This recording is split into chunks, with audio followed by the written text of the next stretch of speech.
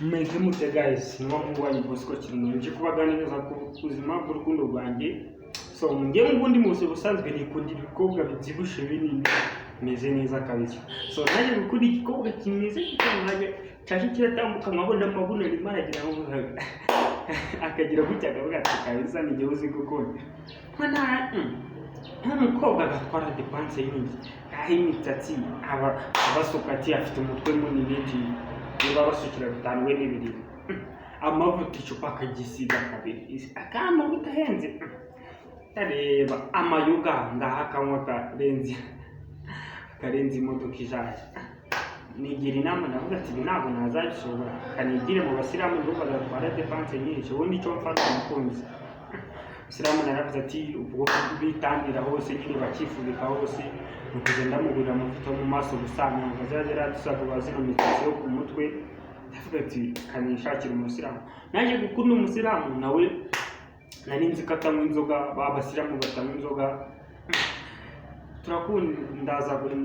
ndamukunda tujyamo neza bigenda neza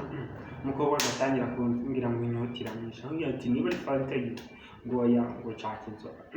ngira ati soko na musiramu inzoga ngareka ngo barakubeshe ngo ubundi umusiramu ngo iki ngo kunywa inzoga ngo ikibi ngo no kuzimwera ahantu bigaragara nyine bose ngo bari kubireba nabwira ati basi se washobora kuramo iyo myenda y'abasiramu kazi nkagusohokana mu kabari tukagenda tugasangira ngo yango n'ahantu biri kugaragara kuba tumusiramu ngo ntabwo byakunda ngo ahubwo ngo tugenda ahantu hihishe ukuntu niturangiza dusange namusorokanye ngenda ndeba akabara kameze neza noneho ndangije ahantu hihishe imbere umuntu ati ahangaha ni byinshi rwajye tu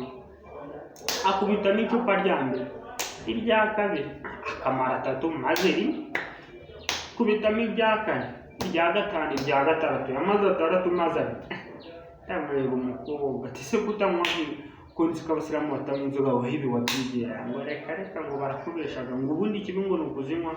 ngo ahantu hari kugaragara ngo kumugaragara ngo hahantu yishe ngo birakunda nande ati si ubwo wowe umusiramu byanyabyo ngo reka ngo ndi umuzawa ati mujye murashobora mwinywere n'ubundi Yesu yaravuze ngo kubwinda yanyu yabananiye mujye munywamo gake ahubwo abasiramu muze kumbwira muri comment niba ibyo bintu ari byo ta cyena rumiwe ndatanga ngo nzi ko abasiramu batanywa inzoga kuzinywa ari nikosa so kunzi waje niba mbese rero simbizi rero naramubwiye tuzashobore mwinywere rero kubundi gukora ibintu wihishe none se kuba wihishe wenda amaso y'abantu n'Imana yawe usenga ibikwishe ubu yihishe kuko Imana yirariga hose. So guys ndabakunda so much murakoze cyane mukore subscribe and like and comment